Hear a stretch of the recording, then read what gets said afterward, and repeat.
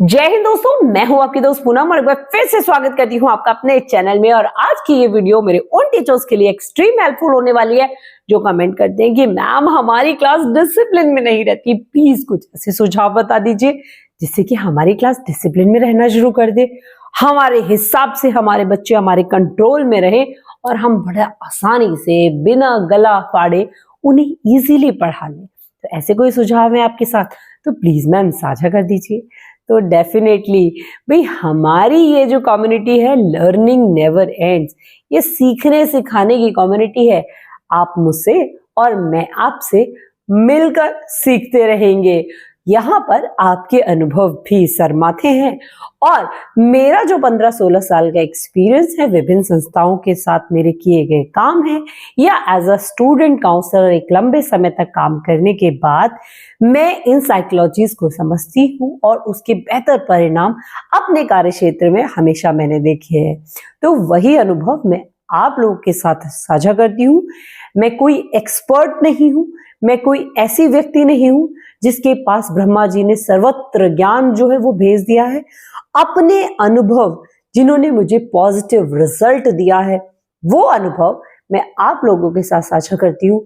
और लाखों मेरे देश के ऐसे शिक्षक हैं जो इन नुस्खों से मैं जरूर कहूंगी वो टीचिंग पेडागॉजी साइड में हटा दीजिए, ये जो नुस्खे हैं वो अपना रहे हैं और कहीं ना कहीं अपनी क्लास में बेहतर माहौल, बेहतर टीचिंग स्ट्रैटेजीज, टीचिंग प्रैक्टिसेस जो है वो फॉलो अप कर रहे हैं। तो आप लोगों को अपने ऊपर भरोसा रखना है सबसे पहले कि भाई मेरी क्लास डिसिप्लिन में नहीं रहती तो क्यों नहीं रहती, क्या भरोसा रखना है आपको कि भाई मैं एकदम ऐसा टीचर हूँ कि भाई मेरे बस की नहीं है, मैं तो सर पकड़ के बैठ जाता हूँ, ये भरोसा रखना है आपको।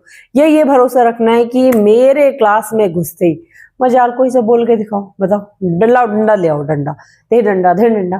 सच में बालक एक भी बालक नहीं बोलेगा, बट वो क्लास जो होगी आपकी वो कोई सजीव नहीं, वो एक निर्जीव क्लासरूम होगा, एक ऐसा क्लासरूम जिसमें बच्चे तो होंगे पर विचारों के अंदर प्राण नहीं होंगे। अल्टीमेटली मतलब ऐसे प्राण होंगे जो वर्थलेस हैं, बेचारे बोल नहीं पाएंगे, वो अपनी अभिव्यक्ति आपके सामने एक्सप्रेस नहीं कर पाएंगे। जिन स्ट्रेटजीज के साथ हम टीचिंग करने की बात करते हैं वो स्ट्रेटजीज, वो लेसन प्लान, जो पूरा फ्रेमवर्क होता है वो आप अपनी क्लास में इंप्लीमेंट ही नहीं कर पाएंगे क्योंकि बच्चे फ्री होकर आपके सवालों के जवाब ही नहीं देंगे। उन्हें पता है कि जहां थोड़ा सा शोर हुआ, जहां थोड़ा सा हेल्दी डिस्कशन हुआ, वहां आप उन्हें डंडे से पेल देंगे। तो ये माहौल, ये जो चीज है, इनको अपने दिमाग से आप पहले साइड करिए। उसके बाद डिसिप्लिन, जिस डिसिप्लिन की हम बात करते हैं अपने क्लास के अंदर, वो कैसे मेंटेन कर पाएंगे इस पर बात करते हैं। तो सबसे पहले आपको बेहद जरूरी है कि आप अपनी क्लास के लिए अपने दिमाग में ये बैठा लीजिए कि हेल्दी क्लासरूम वो होता है जहां से हेल्दी नॉइस आती है, नॉइस नहीं हेल्दी नॉइस आती है। अब ये हेल्दी नॉइस कौन सी है मैम? क्या इसमें सब्जियां पड़ेंगी, क्या इसमें ड्राई फ्रूट्स पड़ेंगे तब बनेगी हमारी नॉइस हेल्दी नॉइस? नहीं, वो ऐसी नॉइस होगी जहां पर बच्चे शोर के साथ लर्निंग में होंगे। बच्चे उस सिचुएशन में जब वो आपस में बात कर रहे होंगे, डिस्कशन कर रहे होंगे, तो वो डिस्कशन एक फ्रूटफुल डिस्कशन होगा, वो डिस्कशन उनकी लर्निंग से रिलेटेड होगा, वो डिस्कशन वो होगा जो आपने उन्हें दिया होगा। आपके द्वारा कराई जा रही जो एक्टिविटीज होंगी, जो क्लासरूम प्रैक्टिसेस होंगी, वो बच्चा, वो क्लास, वो स्टूडेंट उसमें इन्वॉल्व होगा, इसलिए उसके मुंह से आवाज निकल रही होगी। That is a perfect class, इसमें कोई दिक्कत नहीं है। थोड़ा सा छोटे बच्चे होते हैं अगर, तो मिसमैनेजमेंट इज ओके, वहां पे आपको बहुत ज्यादा पैम्पर करने की जरूरत नहीं है। आप बहुत अच्छी क्लास, बहुत अच्छा सेशन जो है वो ऑर्गेनाइज करा रहे हैं, कोई समस्या वाली बात नहीं है। दिक्कत आती है कि स्टिल शुरुआत से बच्चे इतने प्लान वे में कैसे काम करें मैम, ये बताइए ना आप हमें। तो उसके लिए आप अपनी क्लास के डूज एंड डोंट्स एक पेपर पे लिखिए जो आपको लगता है आपके हिसाब से जरूरी है। जैसे डूज की अगर मैं बात करूं, जब भी आपसे सवाल पूछा जाए तो आप लोगों को अपने हाथ उठाने हैं, तभी आप आंसर करेंगे। या आप एक पॉइंट लिख सकते हैं, क्लास में यहाँ वहां आप कचरा नहीं फेंकेंगे, जो भी आपके रफ पेपर है वो यहाँ वहां नहीं फेंकेंगे, आप डस्टबिन का यूज करेंगे, ये हो सकता है। पेंसिल इरेजर शार्प करने के लिए आपको डस्टबिन का यूज करना है। ये आपके डूज एंड, क्योंकि कई बार बच्चा उसी के चक्कर में क्या नॉइस क्रिएट करना शुरू कर देता है। मैम पेंसिल छीननी है, गया डस्टबिन पे, चार उसके पीछे जा रहे हैं। वॉशरूम जाने के लिए आपका पर्टिकुलर टाइम होगा क्लास शुरू होने से पहले और क्लास शुरू होने के बाद, एंड में ही आप लोग जो है जा सकते हैं। मिड ऑफ द क्लास बहुत रेयर कंडीशन होगी तभी आप बच्चे को अलाउ करेंगे। बार बार बच्चा आपके लिए आपसे वॉशरूम के लिए नहीं बात करेगा।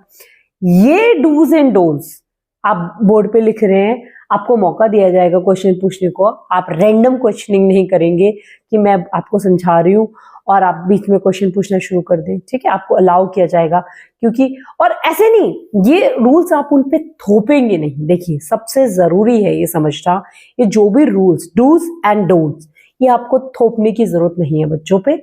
ये बच्चे बताएंगे आपको कि कैसी क्लास बेटर और बेस्ट क्लास होगी। उसके लिए आप कोई भी एक्टिविटी परफॉर्म करा सकते हैं कि अच्छा बताइए एक क्लास चल रही है, आपको कोई वीडियो दिखा सकते हैं, क्लास चल रही है, इस क्लास में सब बच्चे एक साथ बोल रहे हैं, इससे क्या होगा। बच्चे बताएंगे कि इससे तो कुछ समझ में ही नहीं आएगा, कौन क्या बोल रहा है कुछ पल्ले ही नहीं पड़ेगा। अच्छा इसको बेटर कैसे बनाया जा सकता है कि मैम अगर बच्चा एक एक करके जवाब देगा तो सबकी बारी आएगी और सबको सुनाई आएगा। ठीक है, आपने पॉइंट लिख दिया कि हमें सबको एक साथ जवाब नहीं देना है, एक एक करके बारी आएगी तभी जवाब देना है ना। इस तरीके से आपको जवाब देना है कि अगर अच्छा बताओ एक क्लास में टीचर है वो पढ़ा रहा है, बीच में क्लास के बच्चे बार बार उठ उठ के उससे सवाल पूछ रहे हैं, ये कैसा रहेगा, ये कैसा तरीका है। बच्चे बताएंगे अरे नहीं मैम ये तो बहुत ही खराब है, टीचर पढ़ा ही नहीं पाएगा, वो बोल ही नहीं पाएगा। बच्चे बीच बीच में उसे टोकते रहेंगे। अच्छा तो उसका क्या सोल्यूशन हो सकता है, यानी आपने डोंट्स में बता दिया, अब आप डूज उनसे ही पूछ रहे हो कि इसका सोल्यूशन क्या हो सकता है। ये मैम पहले बच्चे जो है वो टीचर को फिनिश करने दे, उनको खत्म करने दे, उसके बाद जब टीचर उनसे पूछे कि अब आप अपनी क्वेरीज पूछिए, तब बारी बारी से बच्चे पूछे। तो आपने क्लास में बच्चों से उनके खुद के रूल्स बनवा लिए। अब वो अपने रूल्स क्यों तोड़ेंगे भाई, अपने रूल्स कौन तोड़ता है। जहां वो खुद शहंशाह हो, खुद ने अपने रूल्स बनाए हो, उन रूल्स को वो भला कैसे तोड़ देगा। तो बस आपको इन्हीं स्ट्रेटेजीज पे काम करना है, बहुत बड़ा तीर नहीं मारना है आपको। बस अपनी मेंटल पीस, अपनी जो आपकी कामनेस है उसको बरकरार रखिए। बहुत ज्यादा एग्रेसिव हो जाएंगे, वो एग्रेशन आपका जो है कहीं ना कहीं बच्चों पे फ्रस्ट्रेशन का रूप ले लेता है। सबसे जरूरी चीज होती है मानसिक तनाव एक शिक्षक की जिंदगी में, मैनेजमेंट की तरफ से, प्रिंसिपल की तरफ से, कोऑर्डिनेटर्स की तरफ से, स्कूल स्टाफ की तरफ से, उसके घर की तरफ से, उसके बच्चों की तरफ से।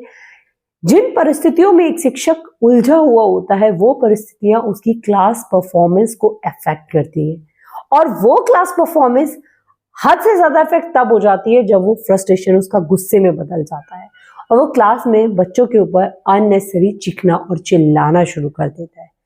वहां पर वो अपनी क्लास को लिबर्टी ही नहीं देता कि वो अपने व्यूज एक्सप्रेस करे, बात करे क्लास में।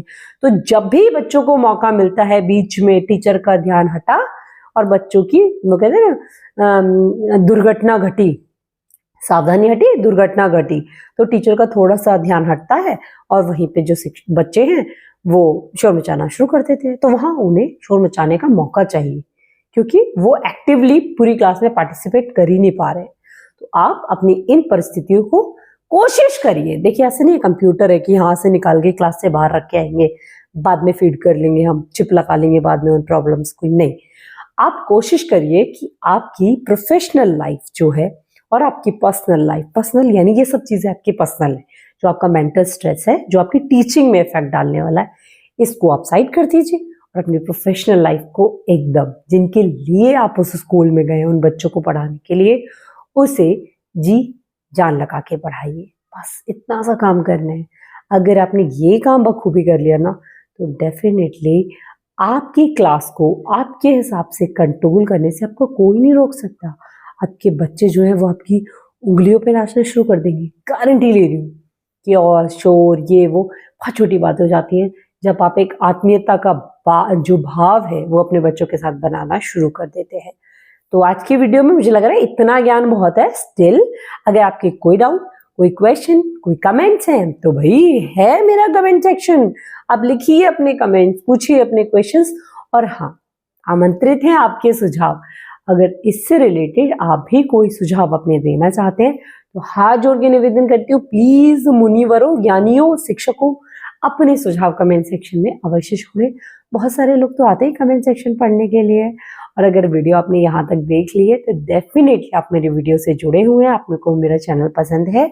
चैनल को आप सब्सक्राइब जरूर कर लीजिए अगर अभी तक आपने नहीं किया। और हाँ, वीडियो लाइक करे बगैर प्लीज मत जाना, बुरा लगता है यार, वीडियो को लाइक करके जाइए। तो आज की वीडियो में बस इतना ही।